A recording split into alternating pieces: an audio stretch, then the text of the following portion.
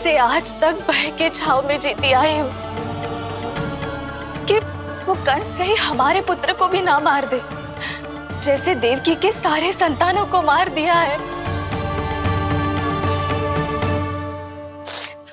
ये आशंका कभी सत्य नहीं होगी बड़ी माँ, मैं हूँ ना। माँ अपनी संतान के मन की बात बिना कहे ही समझ जाती है। आप भी समझ जाओ ना मैया।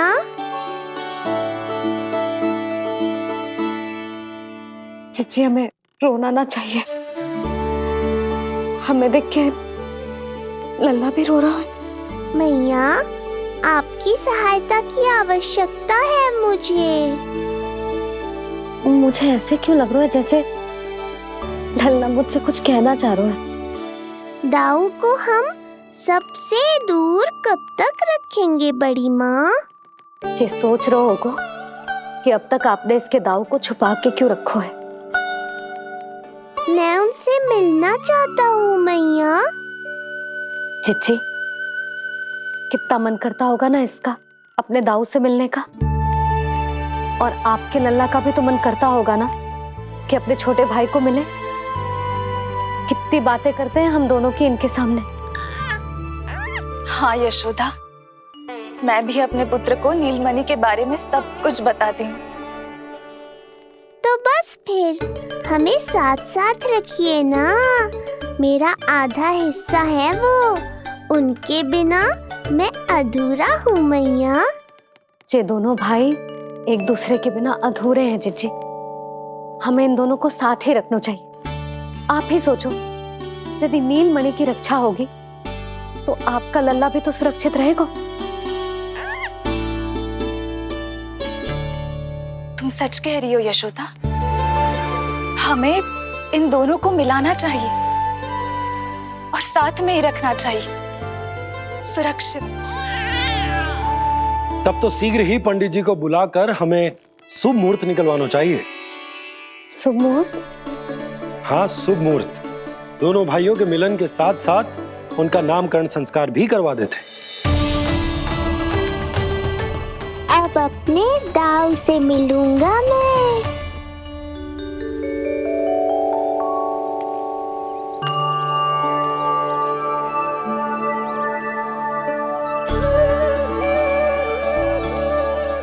ऋषिवर की दिव्य आभा के कारण ये वातावरण कितना शुद्ध, कितना पवित्र लग रहा है ना। हाँ देवकी, इनका तेज ही ऐसा है कि इनके निकट केवल पवित्रता ही वास कर पाती है। किसी भी प्रकार की दुष्टता इनके पास जाने से पहले ही नष्ट हो जाती है।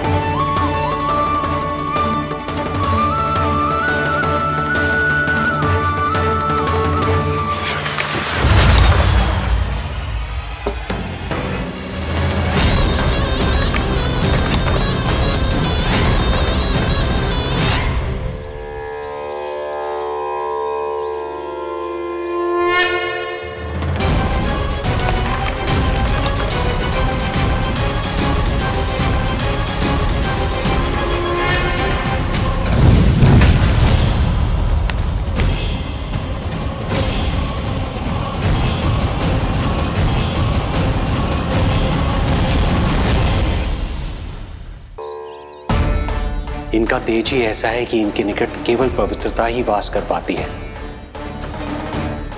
किसी भी प्रकार की दुष्टता इनके पास जाने से पहले ही नष्ट हो जाती है। यदि महर्षि की इच्छा के बिना मैंने भीतर प्रवेश किया तो कहीं ये मुझे श्राप ना दे दे। नहीं नहीं, इससे तो अच्छा है कि मैं यहीं आश्रम के बाहर रुकूं और यहीं से इन दोनों पर दृष्टि रखूं।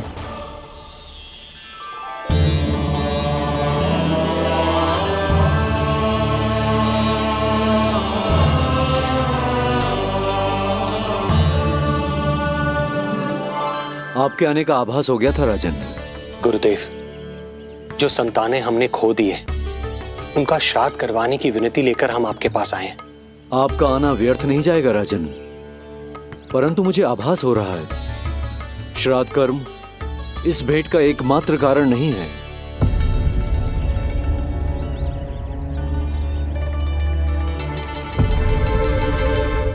आपको उसकी या कंस की चिंता करने की कोई आवश्यकता नहीं है। निश्चिंत होकर बताइए कि आपकी इच्छा क्या है। गुरुदेव, वर्तमान में मेरी प्रथम पत्नी रोहिणी पुत्र सहित गोकुल में निवास कर रही है। हमारे उस पुत्र का और भाभी यशोदा के पुत्र का नामकरण संस्कार करवा दीजिए। बस यही हमारा सौभाग्य होगा। मुझे कुछ सुनाई क्यों नहीं दे रहा है?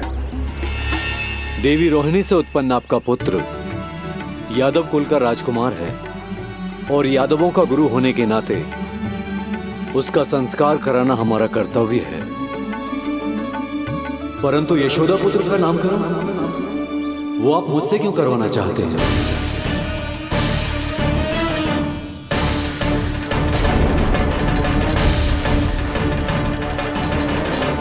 गुरुदेव, सत्य ये है कि रुक क्यों गई रानी देव की?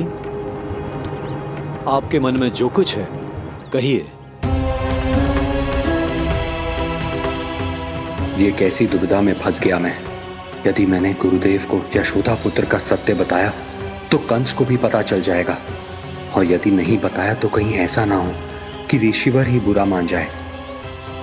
लगता है आप दोनों की दुविधा मेरे अनुमान से भी बहुत बड़ी है। अपनी या अपने पुत्र की कुंडली लाए हैं राजन? जी गुरुदेव, अपनी कुंडली है मेरे पास। देवकी,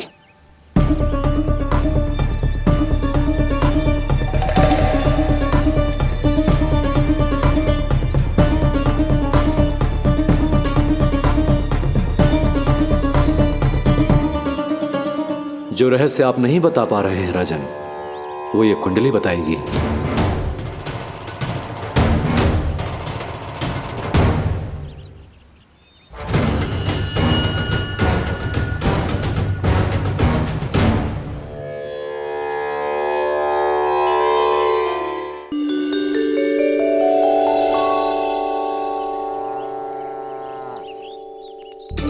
लल्ला, बता कैसी है जगदा? मैया को हो क्या गया है आज? देख, सही सही बताइयो।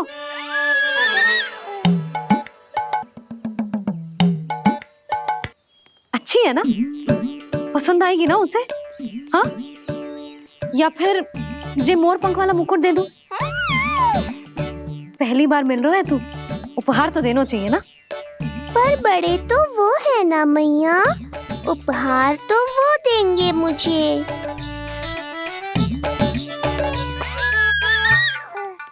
ना ना, मोर पंख वाला मुकुट तो मेरे लल्ला का है ना, जे ना दे सकते। तेरे जैसा कोई कंठक या चांदी वाला कड़ा दे दूं? हाँ? इस मिलन के लिए मुझसे अधिक उतावली तो मैया है।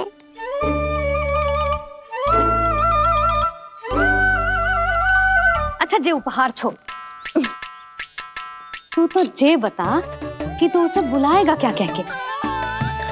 अन्य सभी के जैसे बड़े भैया या गांव वालों के जैसे दद्दा बुलाएगो, या फिर बड़े नगरों में जैसे बुलाते हैं ज्येष्ठ भ्राता बुलाएगो,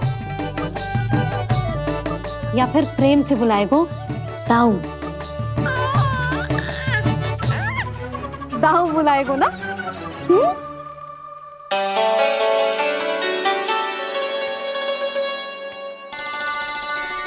सुनो आपने, हमारे लल्ला ने निर्णय ले लियो, ये अपने भैया को ताऊ कहकर बुलाएगो। अरे वाह, लल्ला ने बोलना भले ही ना सीखो, परंतु तुम्हें बता दियो। और नहीं तो क्या, लल्ला कुछ कहे ना कहे माँ तो समझ जाती है ना लल्ला?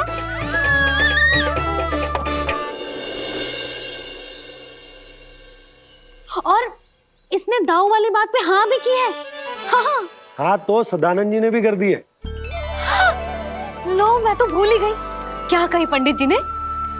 बता तो हूं ना यशोदा, बाहर से आया हूँ, हाथ पैर तो धो लूं। हाँ, ये लो। अब बताओ, कब का मुहूर्त निकालो है? तनिक हाथ मुंह पूछ लूं। अब बताओ क्या कही उन्होंने? यशोदा थक गए हूँ, तनिक सांस तो लेने दो। बाहर से आया हूँ, जल ना पूछोगी?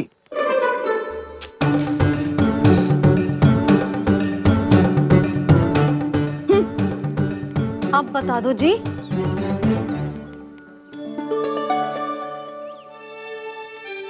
बाबा अब बता भी दो, नहीं तो खेल खेल में खेल हो जाएगा। हाँ बताओ।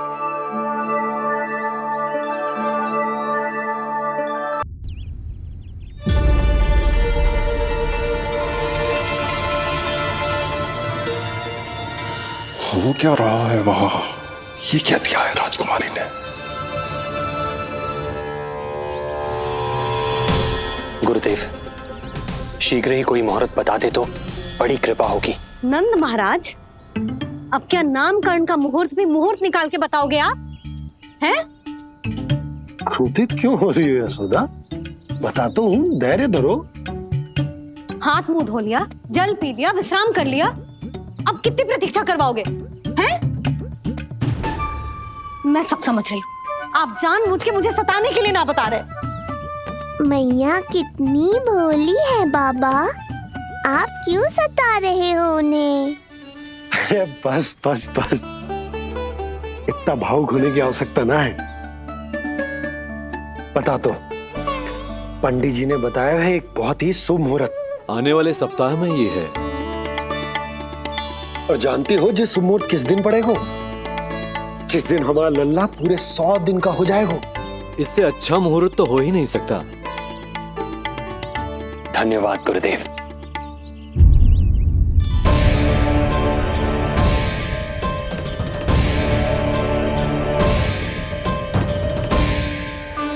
क्या हुआ गुरुदेव? कुछ समस्या है क्या? जो सत्य सारे संसार को पता है और जो संकेत ये कुंडली दे रही है, दोनों में विरोधाभास है राजन।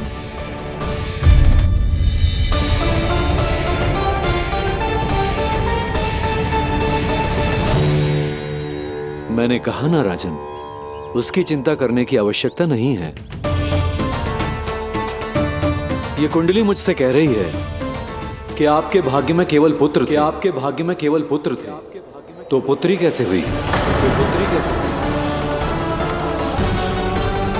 इस कुंडली के अनुसार आपकी दोनों पत्नियों के एक एक पुत्र जीवित हैं।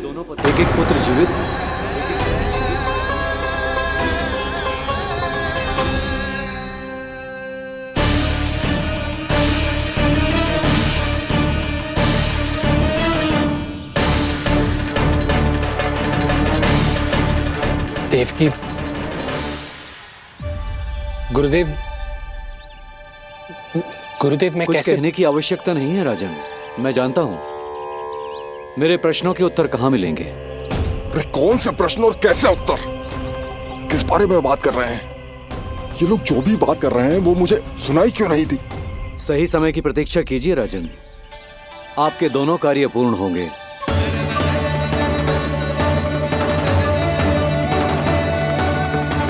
अब आप निश्चिंत होकर जाइए और प्रसन्नता मनाने की तैयारी कीजिए। आपका बहुत बहुत धन्यवाद गुरुदेव। प्रणाम।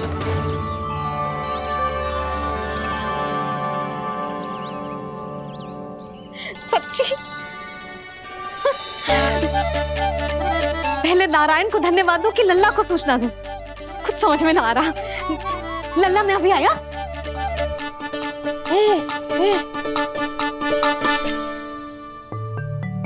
आपका बहुत बहुत धन्यवाद नारायण। अब शीघ्र ही मेरे लल्ला और उसके दाऊ को उनके नाम मिल जाएंगे, वो नाम जिससे वे पूरे संसार में पहचाने जाएंगे। अब लल्ला को बताती हूँ। लल्ला, तू जैसे ही 100 दिवस का हो जाएगा, तेरा और तेरे दाऊ का नामकरण हो जाएगा। हाँ हाँ,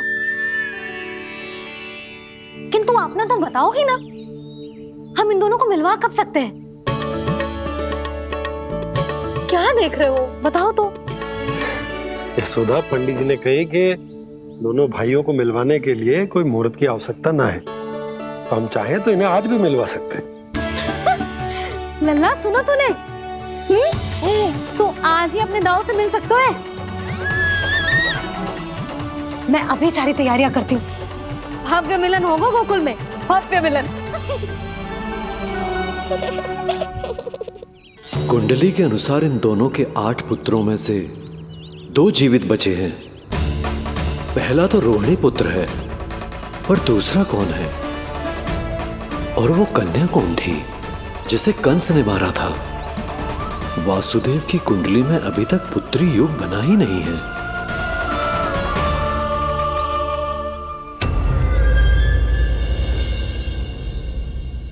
तू मुझको क्या मारेगा? अपनी आयु संभाल, काल तेरा अवतरित करे, रूप है उसका बाल।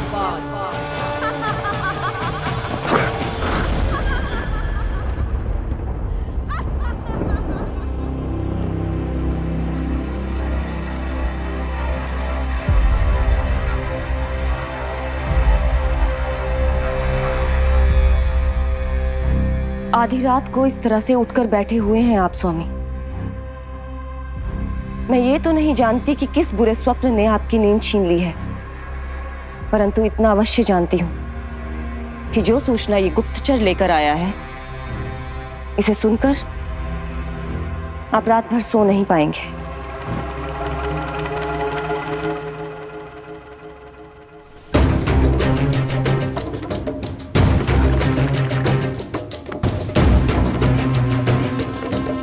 क्या सूचना है?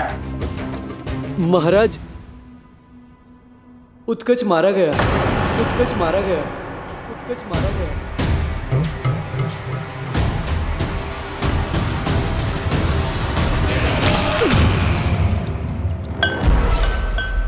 सूद वूद खो गए हो क्या अपनी? जो दिखता ही नहीं उसे मारा कैसे जा सकता है? इसने स्वयं देखा था महाराज, जिस शकट में समाकर शक्तासुर उस बालक को कुचलने वाला था, आपके शत्रु ने उसी शकट को चकनाचूर कर दिया।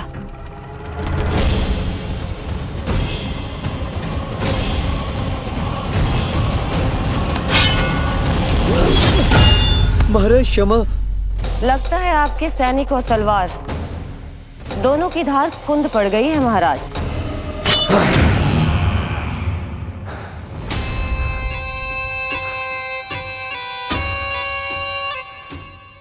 इस तलवार की धार पर अब तभी विश्वास दृढ़ होगा जब ये उस बालक के रक्त से स्नान कर लेगी।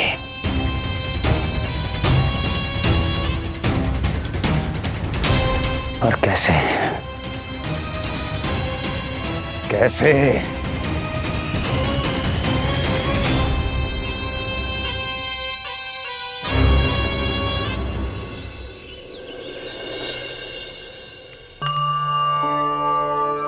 कैसी लगी तुझे दाऊ से मिलने की तैयारी? बहुत अच्छी है मैया, पर उससे भी अच्छी है वो प्रसन्नता जो इस मिलन के उत्साह में मुझे आपकी आंखों में दिख रही है।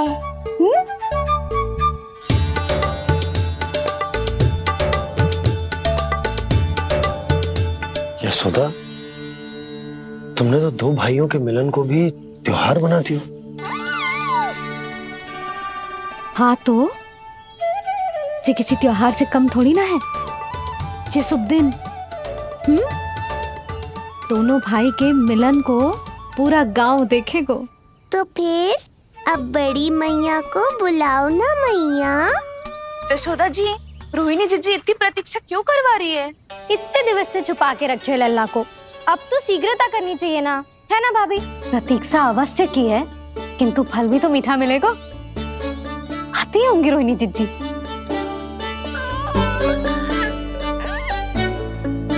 जीजी, कहीं उन्होंने अपना विचार तो ना बदल दियो?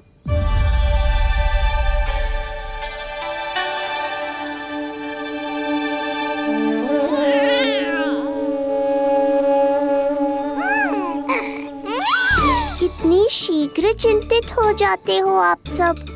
देखो, आ रहे हैं वो। लाल छुपा रखने को विवश थी नियति की सताई, भूल के भय माज प्रभु की जग सम्मुख है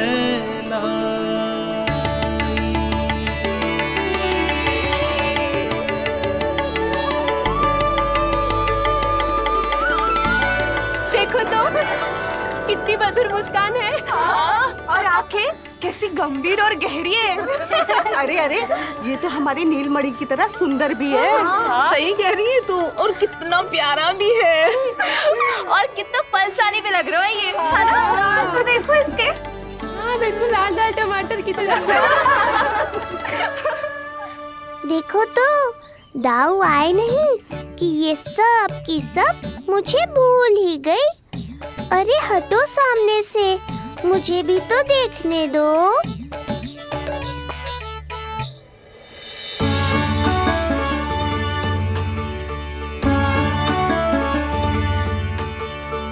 मैया, सहायता करो ना।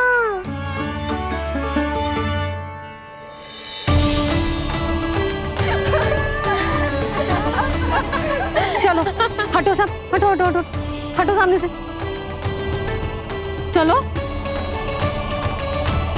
दोनों भाइयों को एक दूसरे से मिलने तो दो।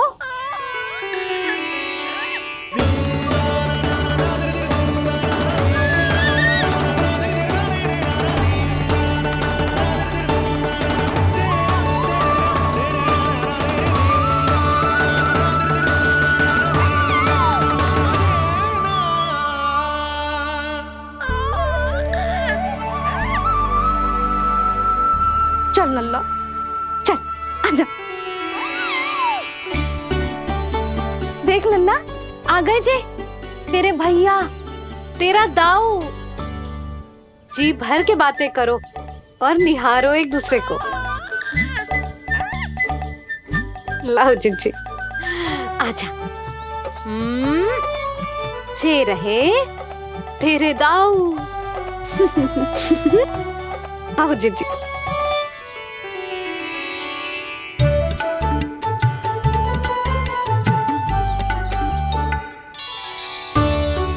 स्वागत है दाऊ।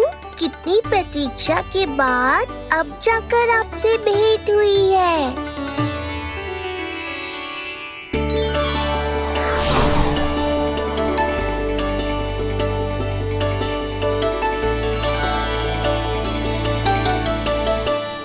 क्या हुआ दाऊ? मुझे पहचान नहीं पा रहे? कितनी देर लगाओगे दाऊ? अब तो पहचान लो, छोटा भाई हूँ आपका।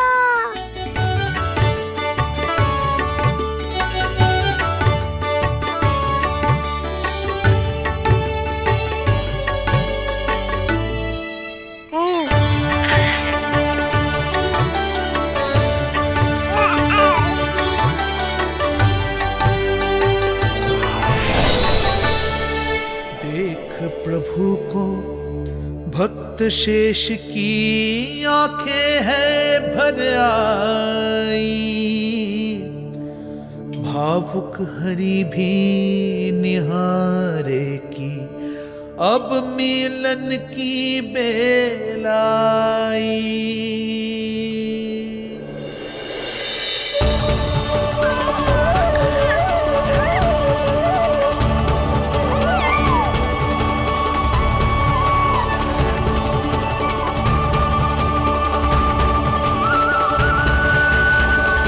प्रभु, आपके दर्शन पाकर मैं धन्य हो गया। प्रभु नहीं, छोटा भाई पुकारो शेष। ये कैसे संभव है? आप नारायण हैं, मेरे प्रभु। ये जानते हुए भी मैं आपसे बड़ा कैसे बन सकता हूँ?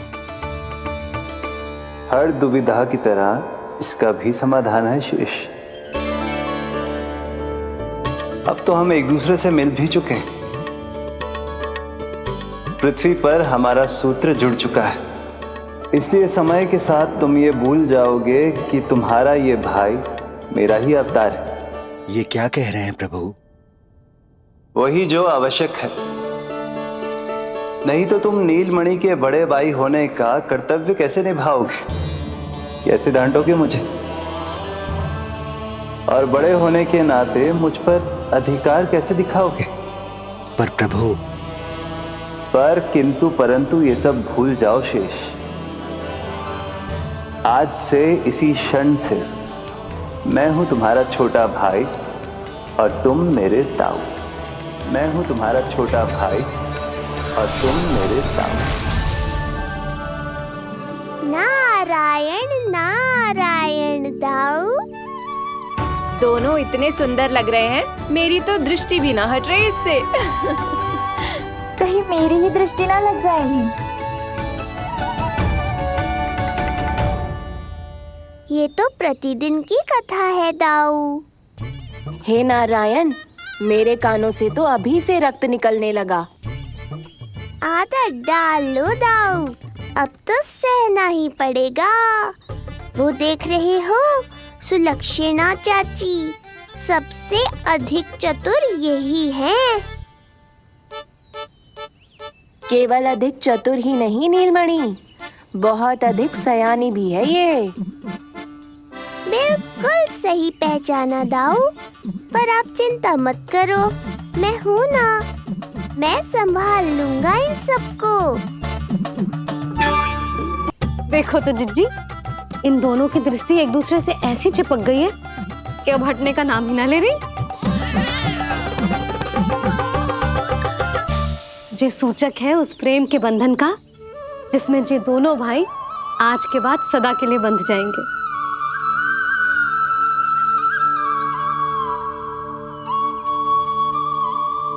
मुझसे भूल हो गई यशोदा, मैंने इन दोनों को पहले ही मिलवा देना चाहिए था।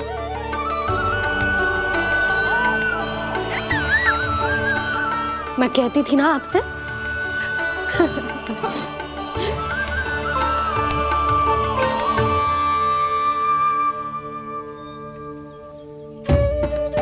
आई मैं।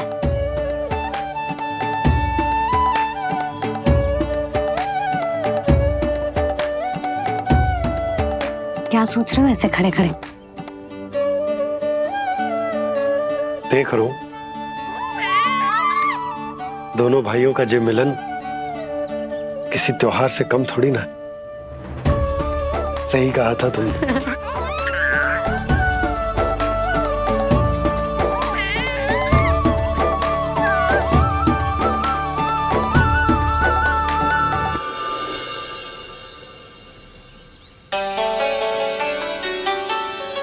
सुना ना तूने जो गोपिया क्या कह रही थी कि नीलमणि का दाऊ कितना बलशाली है। इसका तो यही अर्थ हुआ ना कि नीलमणि अपने दाऊ जितना बलशाली ना है। अब समझा मैया कि आज मुझसे इतना व्यायाम क्यों करवाया जा रहा है। पर मुझे पता है मेरा नीलमणि सबसे अधिक बलशाली है। हाँ। उज्जवल ने कही थी ना, नीलमणि ने यूं उड़ा दिया था काले कौवे को मथुरा की ओर। और उज्जवल ने तो ये भी कही थी कि नीलमणि ने अपने पांव से सकट पे प्रहार भी किया था। कैसे किया था प्रहार? ऐसे किया था। लग गई मैया को। कैसे किया था? फिर से बता कैसे किया था?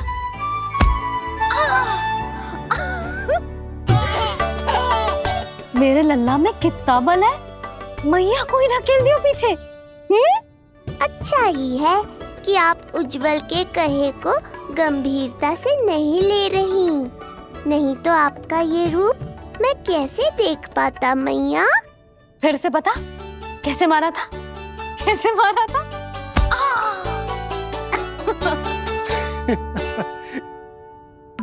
लल्ला तू बड़े के जैसे कब से हंसने लगो?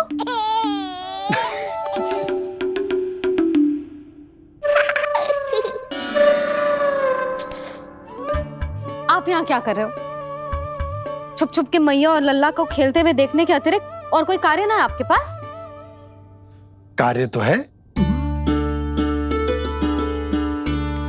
पर यह अधिकार भी है कि मैं अपनी बड़ी सी पत्नी को अपने छोटे से लल्ला के साथ छोटे बालकों की तरह व्यवहार करते हुए देखूं। हाँ? अब देख लियो ना, अब जाओ अपना कार्य करो। कार्य तो कर लूंगा, परंतु मेरा पेट मुझसे कह रहा है कि इसे भूख लगी। भूख लग गई? भोजन का समय होगा। अभी लगाती हूँ भोजन।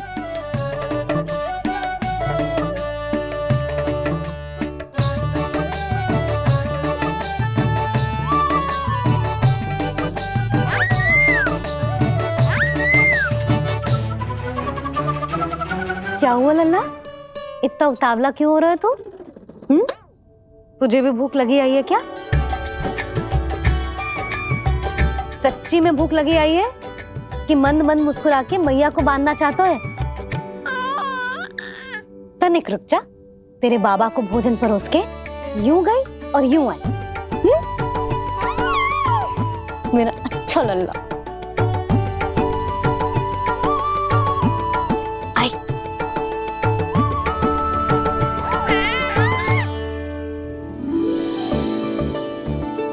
आज केवल रोटी है खाने में? ना, दाल है ना, तरकारी भी है, दही है, लड्डू भी है। तो दाल ले आओ। अभी लाई है।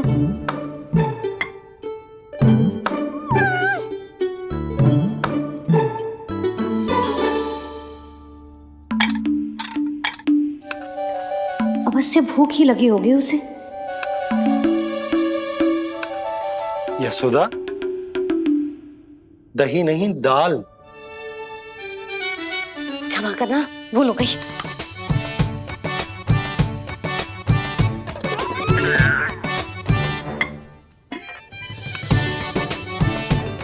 यशोदा, दाल दाल।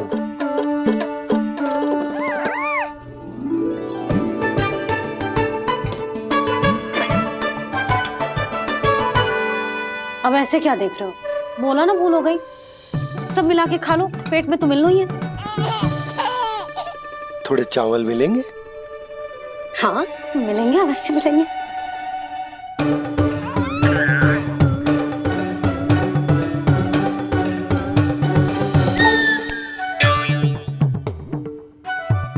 लड्डू नहीं, चावल।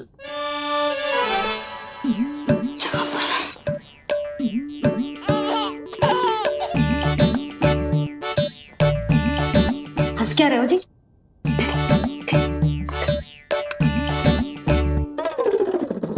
आज व्यायाम भी बहुत कस के करवाओ था मैंने, कहीं अधिक भूख तो ना लगी होगी।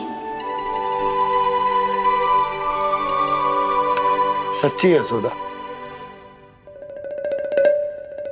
बिल्कुल ना बदले तो। पहले रामू की चिंता में व्याकुल रहती थी और अब हम नीलमणि में तुम्हारा मन लगा रहता। हाँ तो लल्ला भूखा हो और मैया का मन व्याकुल भी ना हो, ऐसा हो सकता है भला? फिर तो दूध पिला दो ना उसको। जाऊं? शीघ्र जाओ।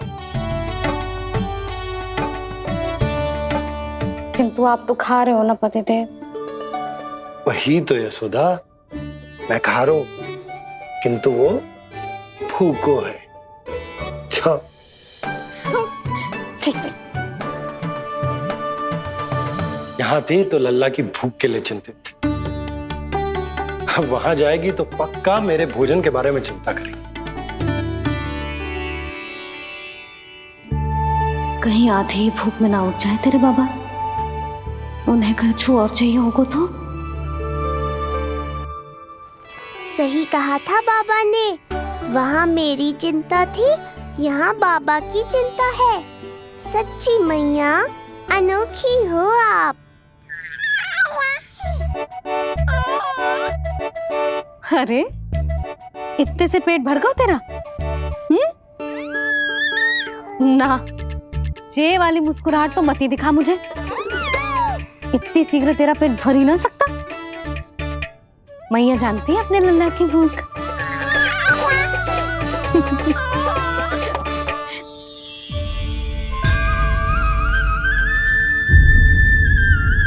ये क्या है लल्ला? ये क्या था तेरे मुंह में? दिखा दिखा।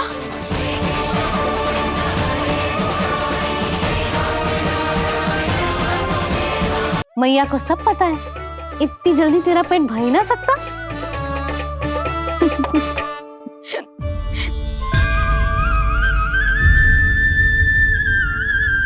ये क्या है लल्ला?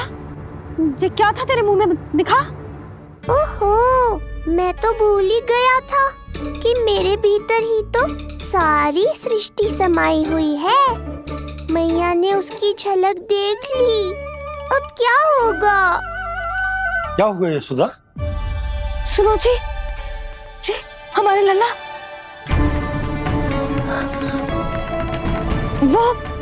वो इसके मुंह में। क्या? भूल जाओ ना मैया, कुछ नहीं था मेरे मुंह में। लल्ला मुंह खोल के बाबा को दिखा। अरे क्या देख रही है उसके मुंह में? अवश्य ही मेरा दृष्टि भ्रम होगा, किंतु ऐसा भ्रम। अरे बताओ ना यशोदा, या फिर मुहूर्त शीघ्र ना बताने की बात का प्रतिशोध ले रही हो तुम? ना ऐसी बात ना है। तो फिर बताओ ना क्या बात है? हा? मैंने लल्ला के मुंह में कुछ देखो। क्या देखो? अब फंस गया मैं। मैया बाबा को सब कुछ बता देंगी और राय का पहाड़ बन जाएगा। फिर कैसे संभालूंगा इन दोनों को? ऐसे लगो जैसे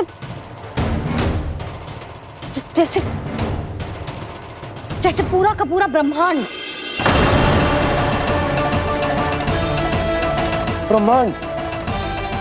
लल्ला के मुंह में।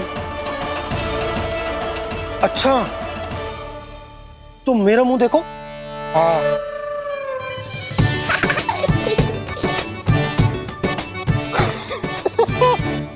ब्रह्मा। यशोदा, मुझे पता था आप मेरा उपहास उड़ाओगे। अरे नहीं, तुम देखो तो सही।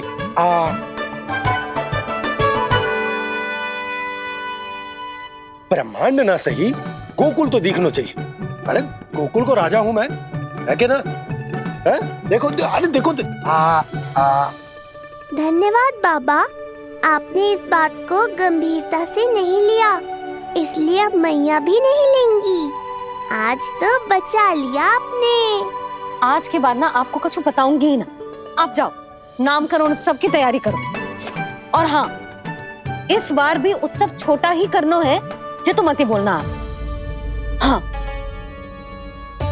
अब इसे कैसे समझाऊं कि हम कोई भी उत्सव बड़ा ना कर सकते? व्यर्थ ही कंस की दृष्टि पड़ जाएगी हम पर।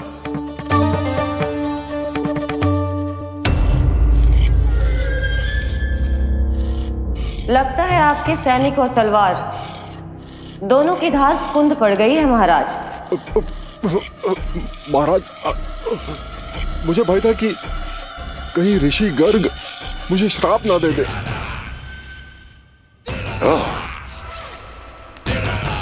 तो श्राप से भयभीत हो गए दुर्जन, किंतु कंस तो कोई श्राप नहीं देता, सीधा मृत्यु देता है। ऐसा न करे महाराज, दया करे, दया निदान। यदि मैं उनकी इच्छा के विरुद्ध भीतर जाने की कोशिश करता तो जितनी सूचना मुझे मिली है उतनी भी नहीं ला पाता। तब आपको कैसे पता चलता महाराज कि आपकी बहन और बहनोई मात्र अपनी मृत संतानों के श्राद्ध के लिए वहां नहीं गए थे?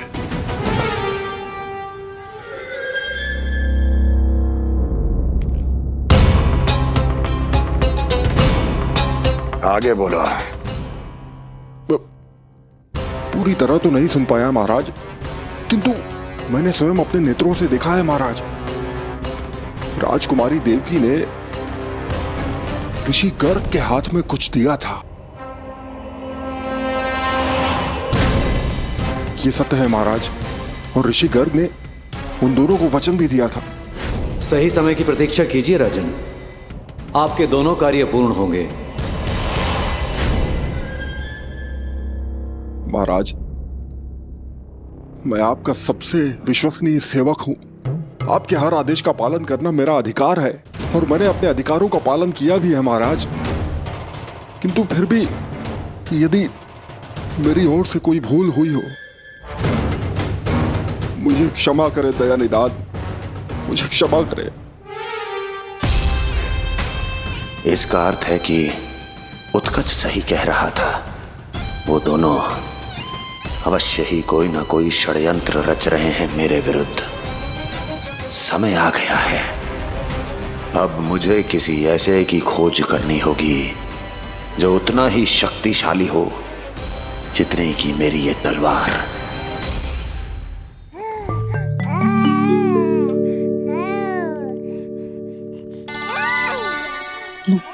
अभी से पुकारने लगो जी, अभी तो आई हूँ रसोई में।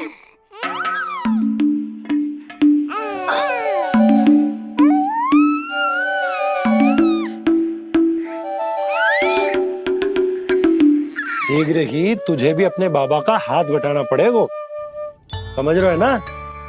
बटाएगा ना हाथ? अभी जे 100 दिन का भी ना हो और जे इस नन्हे से बालक को काम काज का भार सौंपने की बात करने लगे। काम का नाम सुनते ही मुख से स्वर ना निकल रहे तेरे।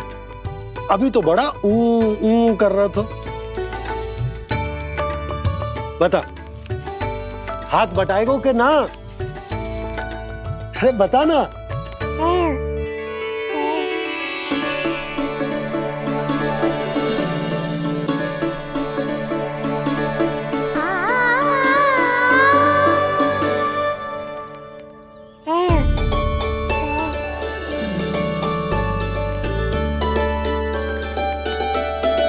कल तू पूरा 100 दिन को हो जाएगा लल्ला। पंडित जी आएंगे, तुझे नया नाम मिलेगा। देखो तो मन में तो इनके भी कितना उत्साह भरो है, बस दृष्टि में मैं ही आती हूँ। और कल तुझे वो नाम मिलेगा लल्ला जिससे पूरा संसार तुझे पहचानेगा।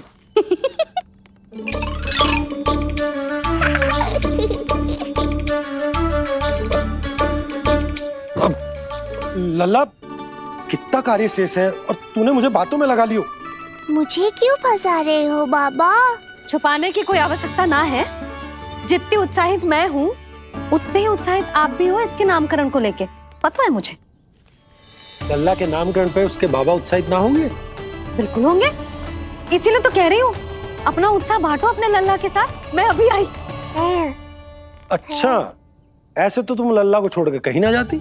अभी कहाँ चली? रोहिणी जिज्जी के पास, और कहाँ? लल्ला और उसके दाऊ के नामकरण की तैयारी करनी है कि ना? कितने लोगों को आमंत्रित करना है, कितने प्रकार की मिठाइयां बनानी है, ढोल वाले को कितने बजे का समय देना है, ये सब सुनिश्चित करना है ना, ताकि जे उत्सव गोकुल का सबसे बड़ा उत्सव हो। अरे सूची देनी है जिज्जी को।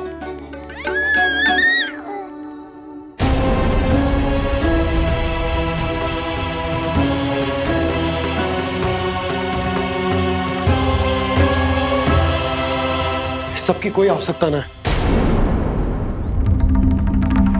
आवश्यकता ना है मतलब? कहना क्या चाहते हो आप? मैं ये कहना चाहता हूं कि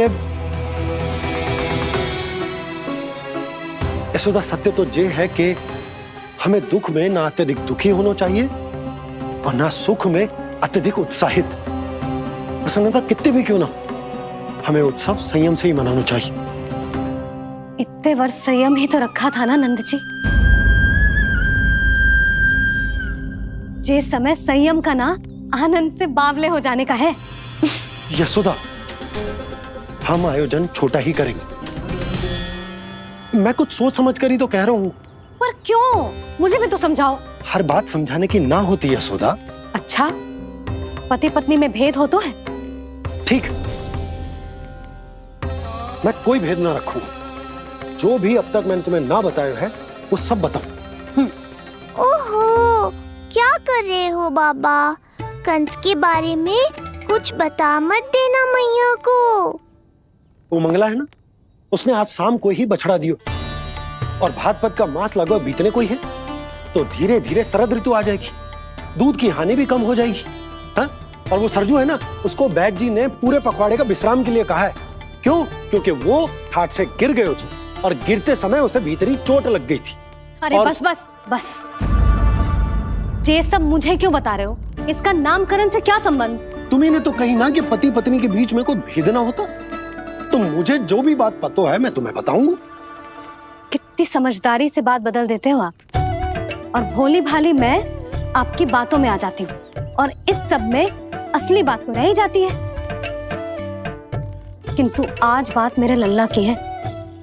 उत्सव तो विशाल ही होगा, और इस बारे में कछु और ना सुनूंगी मैं।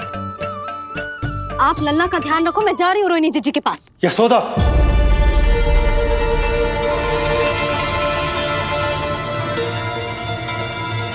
बात केवल सुनने की ना होती, उसे समझना भी पड़ता है।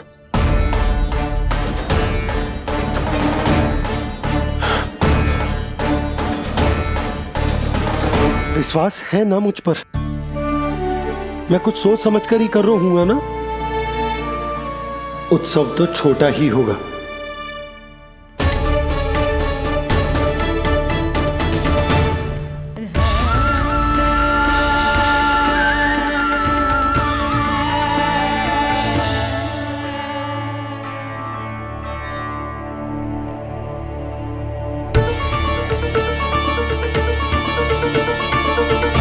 क्षमा करना लल्ला, तेरी मैया को डांटना पड़ गया।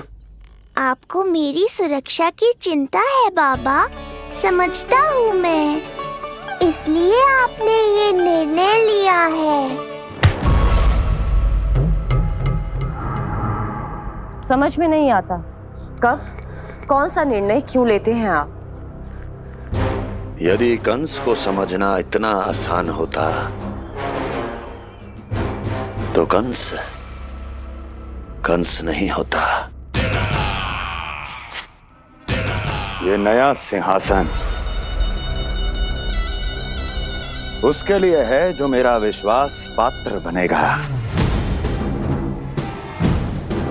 मेरे दाहिने हाथ की तरह मेरे मन के सबसे निकट होगा वो। मंत्री परिषद में विशेष स्थान की प्राप्ति होगी। मेरे बाद पूरे राज्य के लिए उसी का वचन होगा। शासन, किंतु ये अधिकार केवल उसे प्राप्त होगा जो मेरी परीक्षा में उत्तीर्ण होगा। मेरा सबसे महत्वपूर्ण कार्य करेगा वो।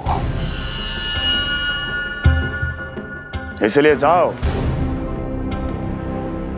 कह दो सभी बाहुबलियों को, महाबलियों को, दैत्यों को, दानवों को, प्रेतों को, पिशाचों को, सभी को ये सूचना दे दो ना ना ना ना, सूचना नहीं, चुनौती दो कि यदि साहस है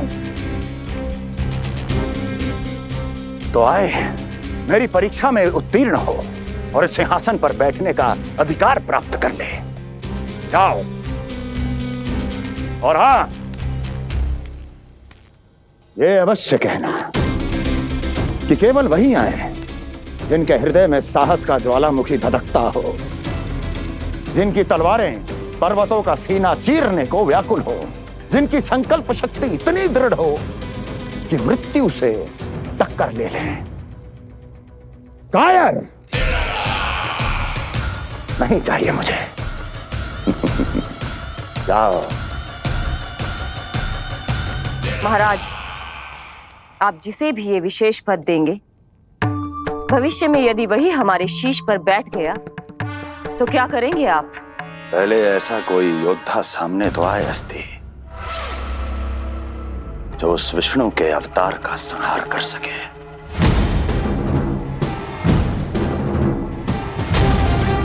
और जहां तक प्रश्न है हमारे शीश पर बैठने का,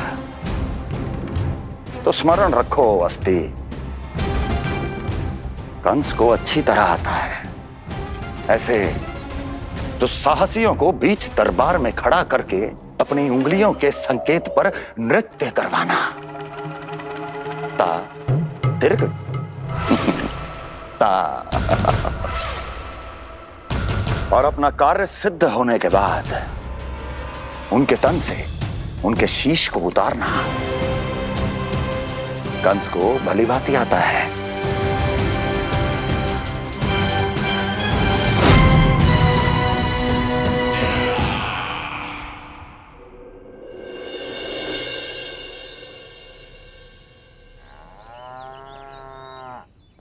पूरे 100 दिन का होगा हुआ तो लल्ला, कम से कम 100 व्यक्ति तो आने चाहिए थे ना तेरे और तेरे दाऊ के नामकरण में।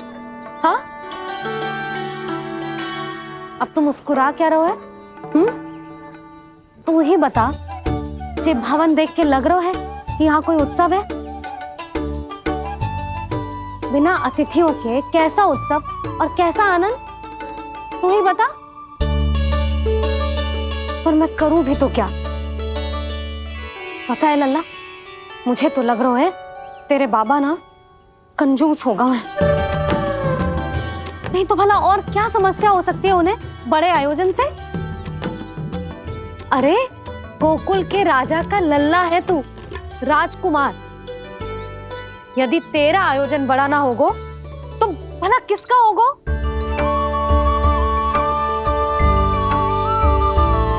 मेरी ही भूल है, मैं भोली हूं, इसीलिए व्यर्थ में तेरे बाबा की बातों में आ गई। मैं भोली हूं ना, व्यर्थ में उनका कहा मान गई। किंतु अब ना मैं कोई मांग रखूंगी, ना मैं उनसे बात करूंगी।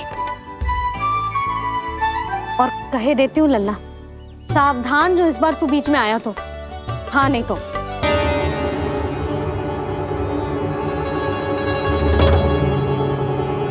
क्या होगा? हाँ, सब ठीक तो है ना? आप इतनी चिंता में क्यों हो जी? कोई बुरी सूचना तो ना मिली? अब जे मत ही कहना कि जे भी मुझसे छुपाना पड़ेगा। जो भी है मुझे बताओ। पंडित सदानंद जी महाराज वो नामकरण के लिए ना आ सके।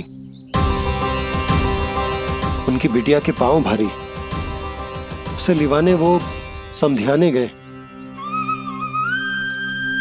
ये तो शुभ समाचार है।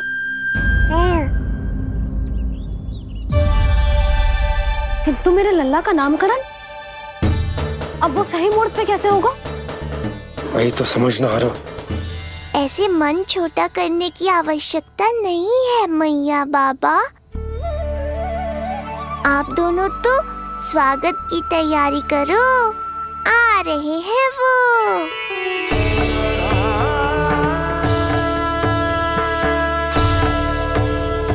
लो, आ गए वो जिनकी मुझे प्रतीक्षा थी। आप दोनों व्यर्थ ही चिंता कर रहे थे।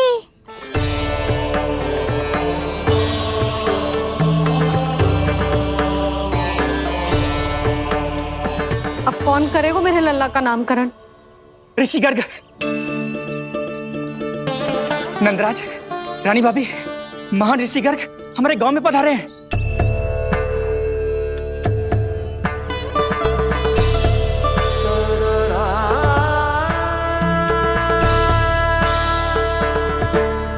ऋषि गर्ग गोकुल में? हाँ नंदराज, और क्या रहते हैं? उन्हें यादव राज वासुदेव जी ने भेजो है रानी जी के पास। अरे तो तुम लोग खड़े खड़े क्या देख रहे हो? जाओ उनके सत्कार की तैयारी करो।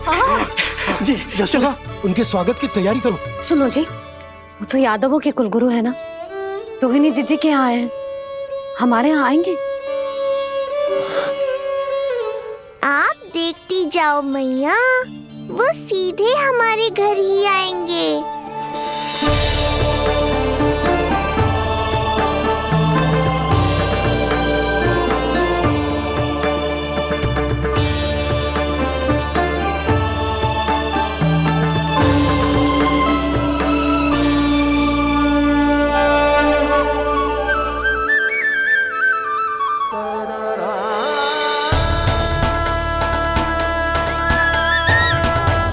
ये क्या हो रहा है मुझे?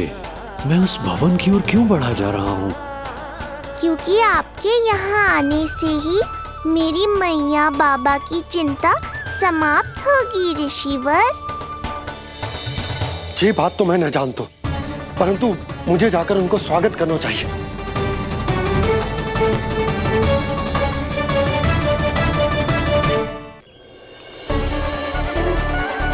गुरुदेव, कल्याण हो। भगवान श्री नारायण के महान भक्त आज हमारे गांव में पधारे। हमारा जीवन सफल है गया आज। वो भवन आपका है नंदराज? आपके शुभ चरण पड़ेंगे तो हमारा जय भवन पवित्र हो जाएगा। इतने बड़ी ऋषि अगर हमारे घर पधारेंगे तो हमारे तो भाग्य ही संवर जाएंगे। मैया आपके दर्शन को तरस रही है ऋषिवर। संकोच मत कीजिए, अब आप ही जाइए। पधारिए गुरुजी। न जाने क्यों मेरे पांव अपने आप ही आपकी भवन की तरफ जाने को व्याकुल है नंदराज। पधारिए गुरुदेव, आइए।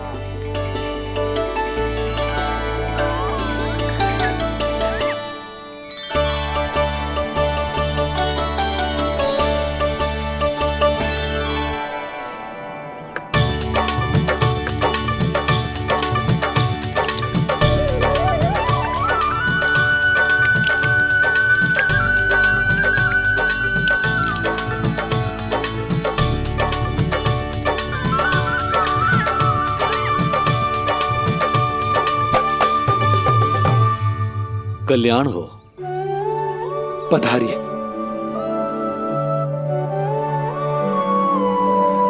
आया तो था मैं रानी रोहिणी के भवन में, पर पता नहीं कैसे यहाँ खींचा चला आया।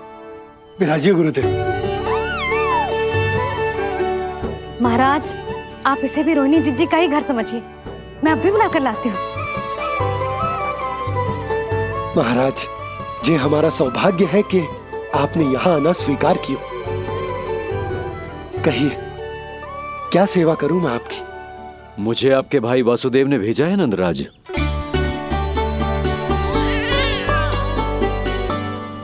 प्रणाम गुरुदेव।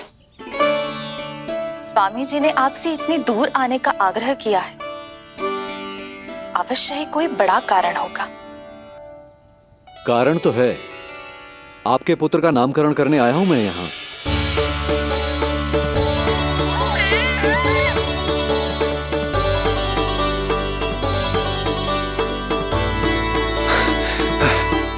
ऋषिवर, तब तो आप अत्यंत ही शुभ दिन पधारे। आज का ही मुहूर्त निकलो है भाभी के लल्ला और हमारे लल्ला के नामकरण के लिए। हम तो पंडित जी गांव से बाहर हैं, इसीलिए आप। अब तो आप यहाँ आ गए हो, आप हमारे भी लल्ला का नामकरण कर दो ना। पुत्री, ये क्या कह रही हो तुम?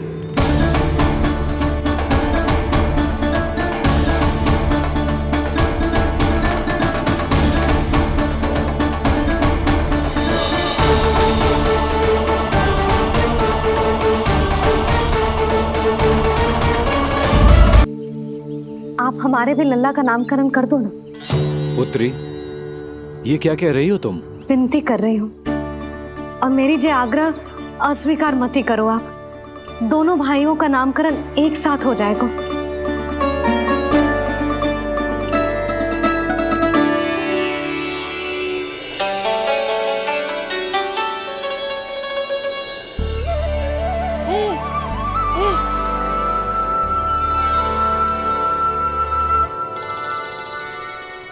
कितने प्यारे और निर्दोष बालक हैं।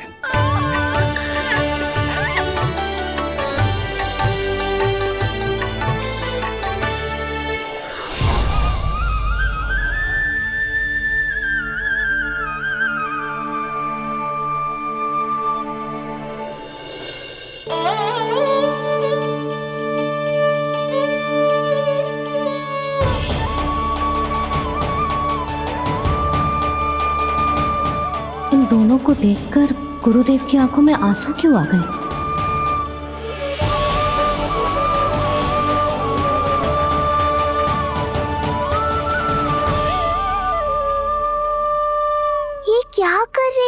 ऋषिवर, संभालिए अपने आप को, नहीं तो मेरा रहस्य खुल जाएगा आज। अरे ऋषिवर, हाथ मत जोड़िए। इससे पहले कि गड़बड़ हो जाए, अपनी नमस्कार मुद्रा को आशीर्वाद मुद्रा में बदल दीजिए। बात को समझिए, मैंने ये अवतार मैया और लल्ला के अद्भुत संबंध का अनुभव करने के लिए लिया है, पर आपकी भावुकता के कारण यदि मैया को मेरा सत्य पता चल गया तो ये संबंध ही बदल जाएगा।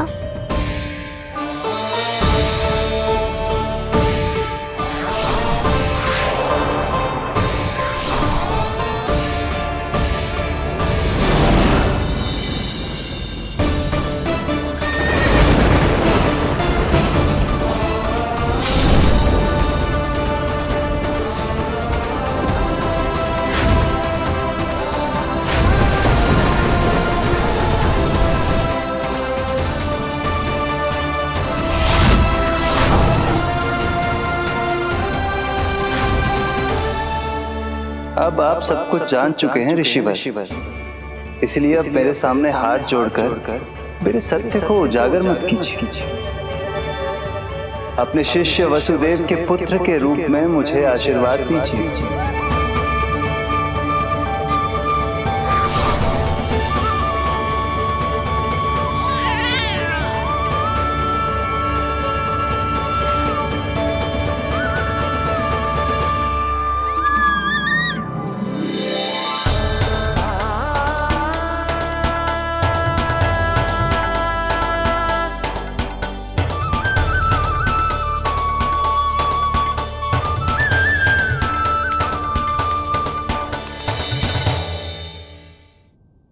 ऋषिवर, आप मौन क्यों हैं? और आपकी आंखों में आंसू, सब कुछ ठीक है ना? अब तो आप हमारे लल्ला का नामकरण करोगे ना? इन दोनों का नामकरण करना मेरा सौभाग्य होगा पुत्री।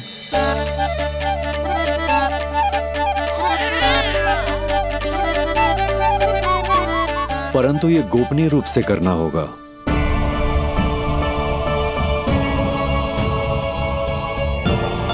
अवश्य ही स्वामी का आग्रह होगा, ताकि कंस की बुरी दृष्टि हमारे पुत्र पर ना पड़े। ये तो बहुत महान ऋषि हैं, इन्हें कंस के अत्याचारों के बारे में अवश्य पता होगा। अपनी संतान का नामकरण संस्कार करना एक मां के लिए उत्सव से कम नहीं होता है, पर यह छुपकर करना होगा। आप दोनों को स्वीकार तो है ना? जैसी आपकी आज्ञा गुरुदेव। स्वीकार है गुरुदेव। तो फिर कहाँ करना है हमें नामकरण का प्रबंध? गुरुदेव, मंदिर सही रहेगा? उससे पवित्र स्थान तो हो ही नहीं सकता है। ऋषिवर, आप तनिक विश्राम कीजिए, हम लोग प्रबंध करते हैं। मैं कुछ समय इन बालकों के साथ व्यतीत करना चाहूंगा। ये तो इनका सौभाग्य होगा। हमें आज्ञा दीजिए।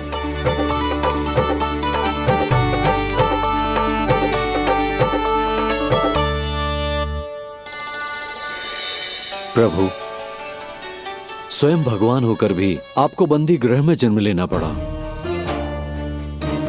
अब अपनी मां को छोड़कर दूसरी मां के यहां पलना पड़ रहा है। जब से गोकुल आए हैं, छुप छुप कर रहना पड़ रहा है। इतनी नन्ही सी अवस्था में दुष्ट कंस के कितने ही आक्रमणों का सामना कर चुके हैं आप। और जिस उत्सव में सभी सप्तऋषियों और सभी देवी देवताओं को साक्षी बनकर आना चाहिए, उस नामकरण उत्सव को यहां एकांत में करना पड़ रहा है। क्यों प्रभु, इतने कष्टों को सहकर ये अवतार क्यों लिया है आपने? दुष्टों का नाश करने के लिए धर्म की स्थापना करने के लिए और सबसे अधिक मैया की ममता का अनुभव करने के लिए। पर इसके लिए इतने कष्ट? मानव जीवन लिया है तो कष्ट तो उठाने ही पड़ेंगे ऋषिवर। मानव जीवन की आंच जला रही है, फिर भी आप मुस्कुरा रहे हैं प्रभु। ये कैसा अनोखा अवतार है। आंच में जलकर भी यदि मैं नहीं मुस्कुराऊंगा तो अपने भक्तों को क्या शिक्षा दूंगा मैं? आज एक कंस का प्रकोप है, भविष्य में सहस्रों कंस होंगे और आने वाले युगों में होंगे अनगिनत कंस। उस समय मेरे भक्तों को पता होना चाहिए कि अपने कष्टों को कैसे सहना है और धर्म के पथ पर अडिग कैसे रहना है।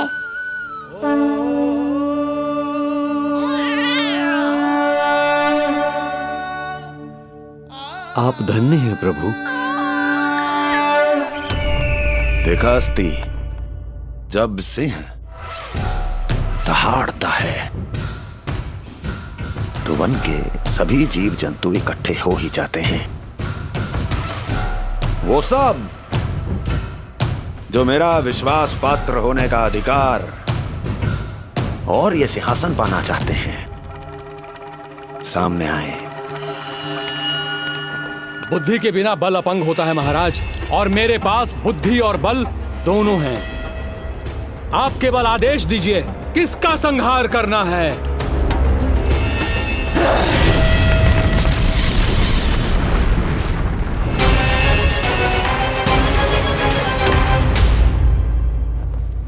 सारी तैयारी हो गई। बोलो। आप गुरुदेव को बुला लो, मैं रोहिणी जीजी और बालकों को ले आती हूँ। यशोदा, तुम रुष्ट तो ना हो ना मुझसे? मैं भला रुष्ट क्यों होने लगी? नहीं, तुम जो उत्सव बड़े धूमधाम से करना चाहती थी और बहुत प्रसन्न हूँ मैं कि हमारे लल्ला का नामकरण स्वयं ऋषि गर्ग पूरे विधि विधान से कर रहे हैं। मैं समझ गई, उत्सव बड़ा हो या ना हो, प्रसन्नता बड़ी होनी चाहिए। अरे मैं तो इतनी उत्साहित हूँ कि दोनों भाइयों का नामकरण आज के शुभ मुहूर्त पे हो रहा है। तो इससे पहले जो बीत जाए, जाओ। आप भी बुला लो।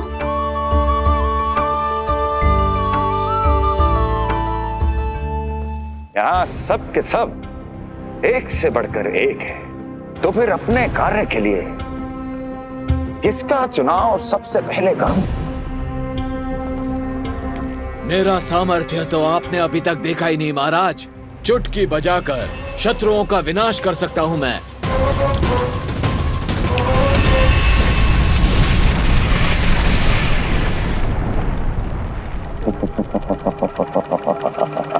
वाह! किंतु आपने तो बताया ही नहीं कि करना क्या है। वध करना है, एक नवजात बालक का वध। उसे साधारण बालक मत समझना। गोकुल में नंद के घर पल रहा वो बालक विष्णु का अवतार है।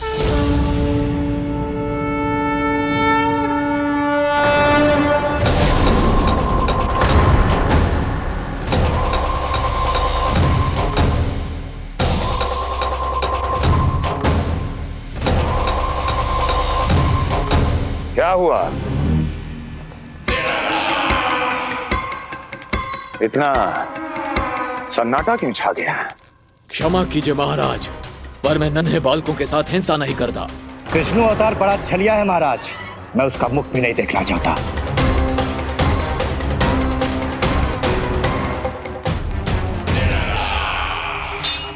जाने दो इन्हें।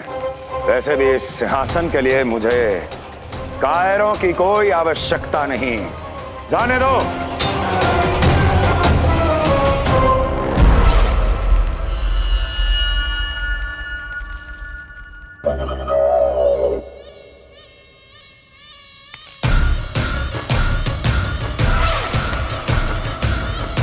दुर्जन, क्या कहा था मैंने कहा था केवल वही आए जिनके हृदय में साहस का ज्वालामुखी धधकता हो, जिनकी तलवारें पर्वतों का सीना चीरने के लिए व्याकुल हो, जिनकी संकल्प शक्ति इतनी दृढ़ हो कि वो मृत्यु से टक्कर ले जाए।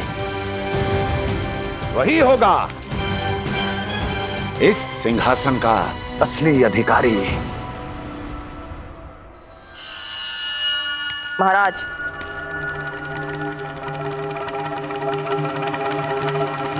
ना तो आपके दिए इस सम्मान का कोई मूल्य रह गया है और ना ही आपके भय का। अभी अभी आपने ही कहा था ना कि जब वन में कोई सिंह दहाड़ता है तो उस वन के सभी जीव जंतु एक जगह एकत्रित हो जाते हैं, परंतु उसी वन में जब कोई बब्बर सिंह दहाड़ता है तो वही जीव जंतु भय के मारे इधर उधर भागने लगते हैं। निश्चित ही वो बालक इन सब के लिए बब्बर सिंह बन चुका है।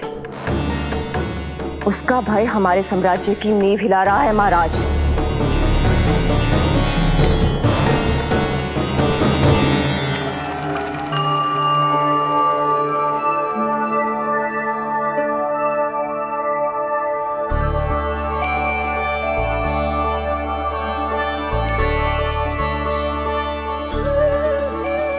हे नारायण, मेरा मार्गदर्शन कीजिए। हे मां सरस्वती, मुझे आशीर्वाद दीजिए ताकि मैं दोनों बालकों के लिए सर्वोत्तम नामों का चुनाव कर पाऊं।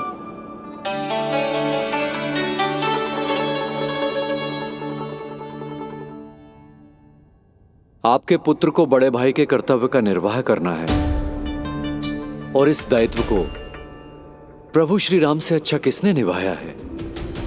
जैसा अटूट संबंध उनका अपने भाइयों के साथ था, मैं श्री नारायण से प्रार्थना करता हूं कि वैसा ही प्रेमपूर्ण संबंध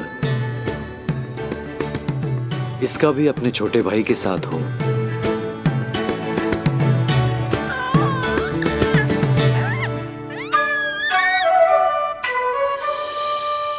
इसीलिए इसका नाम राम हो, इसीलिए इसका नाम राम, इसीलिए इसका नाम राम।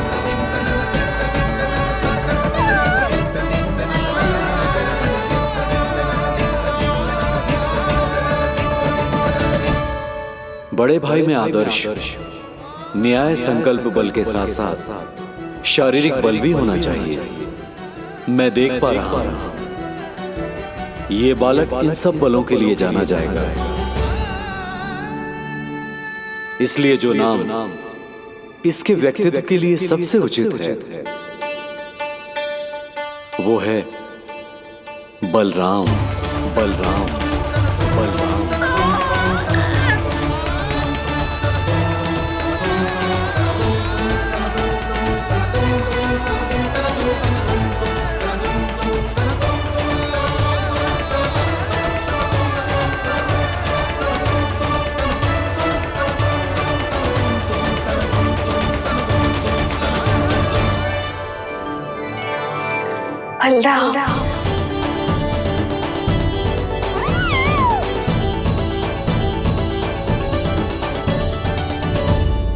तो फिर उसका नाम बल राम रखना। कैसा अद्भुत संयोग है रिसीवर। जब इसके जन्म की सूचना देने मैं वसुदेव भैया के पास मथुरा गया था तब उन्होंने भी यही नाम रखा था, बलराम। ये संयोग नहीं, नारायण की इच्छा है नंदराज। बलराम से अधिक उपयुक्त नाम इस बलराम के लिए कुछ और हो ही नहीं सकता है। पर मैं तो दाऊ कहकर ही बुलाऊंगा इन्हें, बलदाऊ।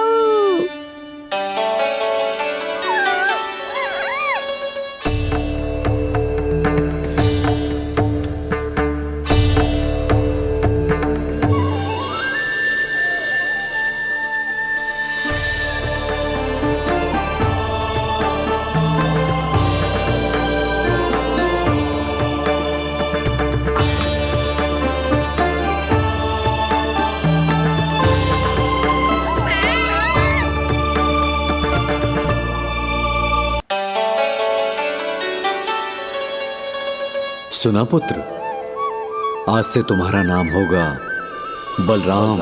बलराम बलराम।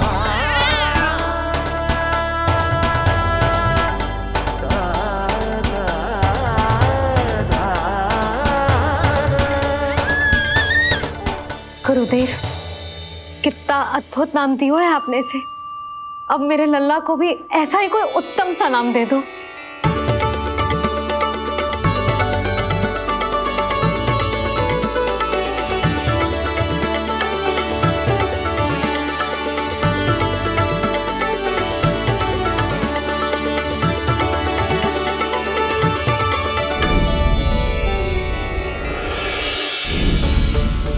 ये कठिन दायित्व आपने ही मुझे सौंपा है प्रभु, इसे निभाने की क्षमता भी आप ही दीजिए।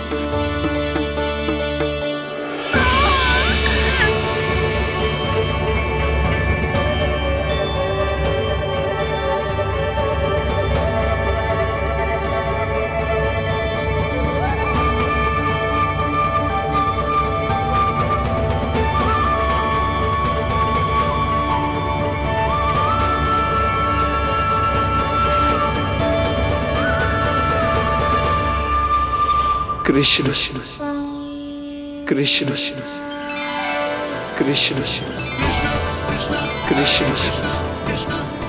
कृष्ण कृष्ण।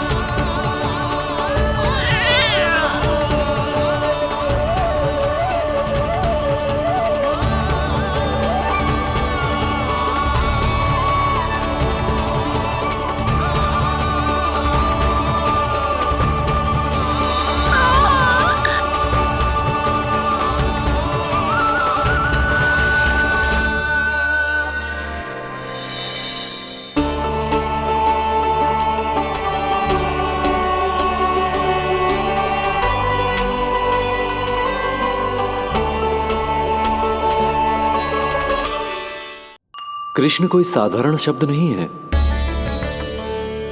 ये अनेक विशेषताओं से भरा हुआ है।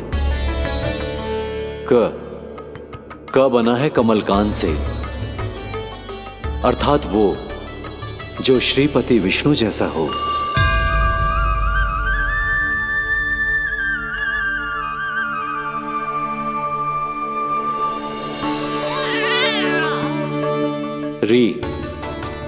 री की उत्पत्ति हुई है श्री राम से, अर्थात वो जो सबके हृदय में बस जाए।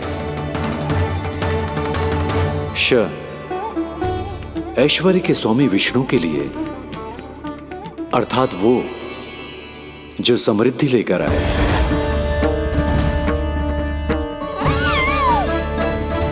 और ना है नरसिंह के लिए, अर्थात वो जो रक्षा करे। और अंत में आकार की मात्रा सूचक है अग्निदेव का, अर्थात वो जो स्वयं तप कर सबको पवित्र कर दे।